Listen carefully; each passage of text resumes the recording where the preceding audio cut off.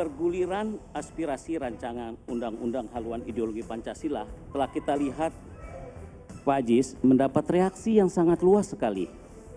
Jika masyarakat mayoritas sudah melakukan penolakan, jika MUI menolak, jika NU menolak, jika Persis menolak, artinya suara publik ini sudah muncul semuanya. Alangkah lebih baik jika kemudian kita batalkan saja rancangan undang-undang ini.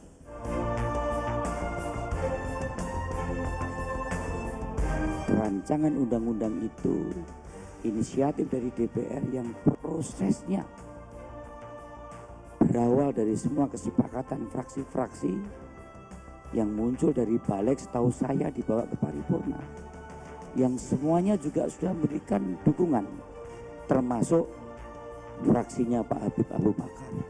Ini kan lucu, tapi seolah-olah kemudian di publik lepas tangan begitu saja dengan menyalahkan beberapa orang atau beberapa partai saja. Ini yang saya sangat menyayangkan, jangan begitulah.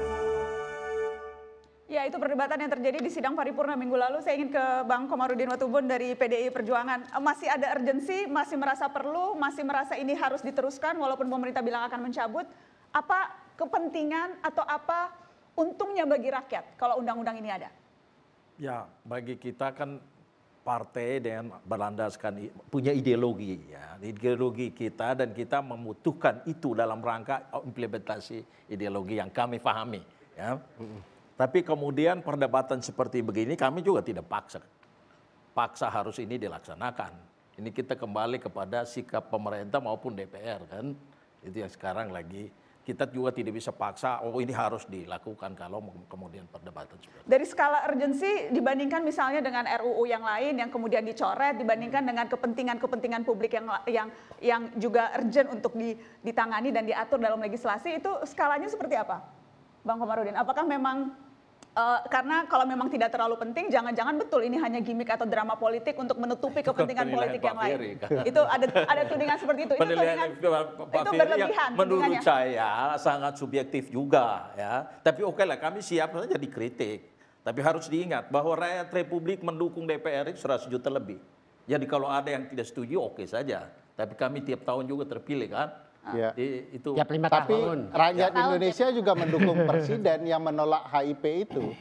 Dan lebih banyak jumlah pemilih presiden dibandingkan DPR. Makanya tadi saya bilang, itu kita tidak paksa dengan kondisi seperti begini, kita juga tidak paksa harus begitu. Itu kan bukan lembaga yang menghargai demokrasi, kan. Tapi kan mestinya kalau urgensinya itu dianggap oleh PDIP sesuatu yang sangat mendesak, ya penundaan seperti yang dilakukan presiden itu alasan untuk kemudian melakukan protes atau semacamnya. Ini demi rakyat. Misalnya kalau pertimbangan PDIP itu demi rakyat gitu ya, undang-undang ini dibuat. Bahwa sekarang diganti menjadi RUU Pembinaan Ideologi Pancasila atau RUU PIP, dan kemudian nanti materi hukumnya hanya spesifik akan mengatur tugas, fungsi, wewenang, dan struktur kelembagaan BPIP, Pembinaan Ideologi Pancasila. Itu statement terakhir yang dari fraksi PDI Perjuangan disampaikan oleh Pak Basara. Apakah itu artinya ini tetap perlu karena memang BPIP perlu landasan hukum?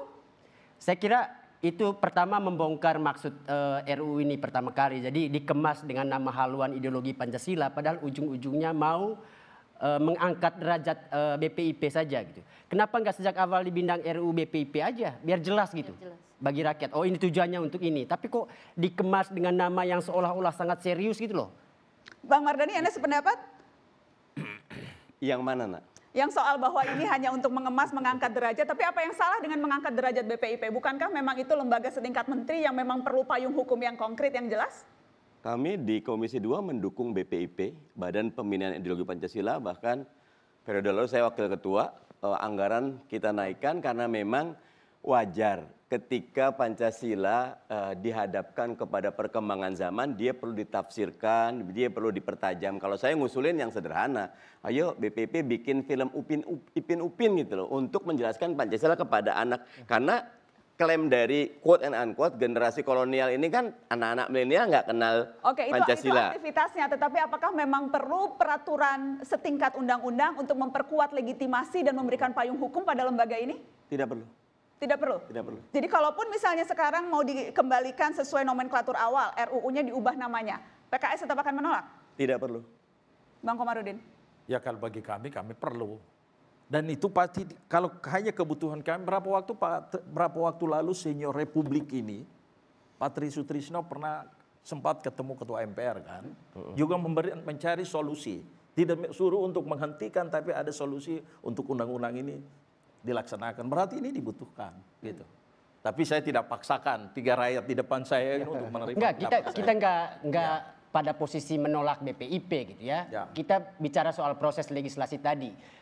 Membuat nama RUU haluan ideologi Pancasila itu kan kesannya serius banget soal ideologi. Ternyata ujung-ujungnya cuman bicara soal lembaga, soal eksistensi lembaga BPIP. Kenapa enggak sejak awal eksistensi ini itu dipertegas lewat nama gitu ya? Supaya kemudian tidak ada perdebatan. Dan bisakah kemudian itu kita jadikan contoh atau itu terlalu anekdotal untuk menggambarkan proses legislasi yang kerap kali terjadi di DPR yang kerap kali tidak transparan kepada publik? Bisakah itu jadi contoh? Iya, ini salah satu bukti saya kira itu. Yang tadi saya katakan itu ya, kata prioritas dalam mekanisme perencanaan legislasi DPR itu sulit untuk kemudian kita terima ketika kemudian yang tidak prioritas seperti ini bisa di tengah jalan dicoret, ditunda dan lain sebagainya. Ya. Jadi ini prioritas berdasarkan kepentingan partai politik, berdasarkan kepentingan politisi atau berdasarkan kepentingan siapa ya? Dua-duanya semua masuk. Jadi DPR itu kan sebuah lembaga politik. Jadi nggak ada yang salah. Jadi kalau ada aspirasi yang disampaikan oleh PKS dengan aspirasinya perspektif politik PKS, nggak salah. Teman-teman PDIP, Gerindra juga mengusulkan sesuai dengan platform partainya, nggak ada yang salah. Jadi jangan lupa, ini hanya saya ingatkan saja, proses memang di kita itu proses perencanaan bukan hanya DPR. Perencanaan itu kan juga ada di pemerintah. Gambarannya ada di prolegnas, hasilnya. Tapi sebenarnya kalau kita mau jujur, itu kalau di dalam Undang-Undang 12 2011 ada 6 sumber di mana kita harus mengacu untuk menyusun prolegnas itu. 1, atas perintah Undang-Undang Dasar. 2, atas perintah undang-undang untuk membentuk semua. Dan seterusnya. Terakhir, itu ada kalau untuk DPR, itu berdasarkan rencana strategis DPR. Dan yang terakhir berdasarkan aspirasi yang berkembang di masyarakat, rakyat. Jadi 6 sumber ini itulah yang dijadikan. Cuman problemnya memang karena di luar itu ada lagi. Karena kan visi misi presiden itu harus terjabarkan dalam bentuk rencana pembangunan jangka panjang, menengah, jangka panjang jangka panjang nasional maupun di RPJM.